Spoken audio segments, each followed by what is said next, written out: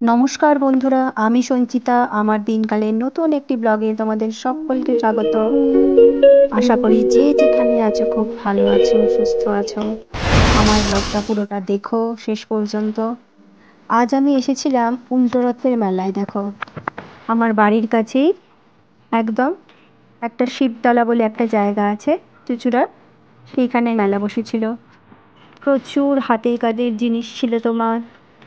এখানেও দেখো প্রচুর হাতের কাজের জিনিস, বাদাম, জিলিপি, প্রচুর রকম মেলাতে যা যা থাকে আর কি। সাধারণত জিলিপি ভাজা হচ্ছে, দেখো গরম গরম জিলিপি। তাছাড়াও নানান রকমের জিনিস ছিল, প্রচুর খাবারের দোকান ছিল, মানুষের আনাগোনা। এখানে নানান রকমের সফট টয়েস ছিল ছোটো বাচ্চাদের। এখানে ছিল ঠাকুরের আসন হাতে বোনা। এখানে নানান রকমের প্লাস্টিকের ছোট বাচ্চাদের খেলনা, অনেক কিছু ছিল। প্রচুর মানুষের ভিড়। আমরা প্রচুর দোকান দেখেছি মেলাতে, প্রচুর মানুষের সমারোহ। বাচ্চারা খেলনা কিনতে ব্যস্ত। এই যে আমাদের মেয়েদের যেটা প্রধান আকর্ষণ, সাজুগুজুর দোকান, বাচ্চাদের খেলনার দোকান। এখানেও তাই আরও একটা সফট টয়েসের দোকান ছিল। খুব সুন্দর সুন্দর বেতের কিছু ঝুড়ি ছিল। এখানেও তাই প্রচুর প্লাস্টিকের খেলনা ছিল, সাজুগুজুর দোকান আছে, নানান রকমের বেলুন ফাটানো ছিল, সানগ্লাসের দোকান, ঘড়ির দোকান, প্রচুর ভ্যারাইটি ছিল সাজুগুজুর, অনেক দোকান ছিল।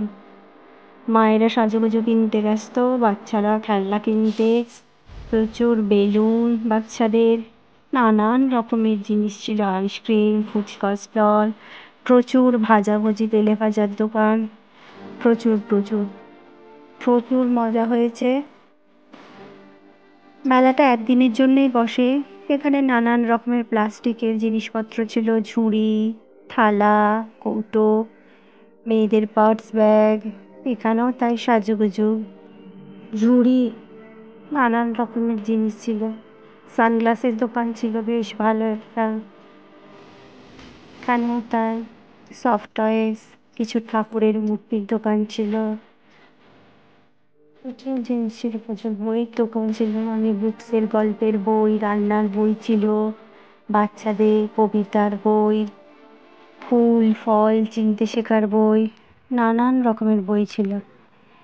এখানে ওই একটা জলের মধ্যে ছোট্ট একটা নৌকা ছিল হুটহুটির মতো, যেটা চলছিল। সাজুগুজুর দোকান ছিল, ব্যাগ।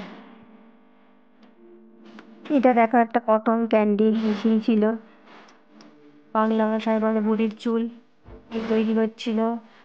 অনেক বাচ্চারা বেলুন ফাটাচ্ছিল।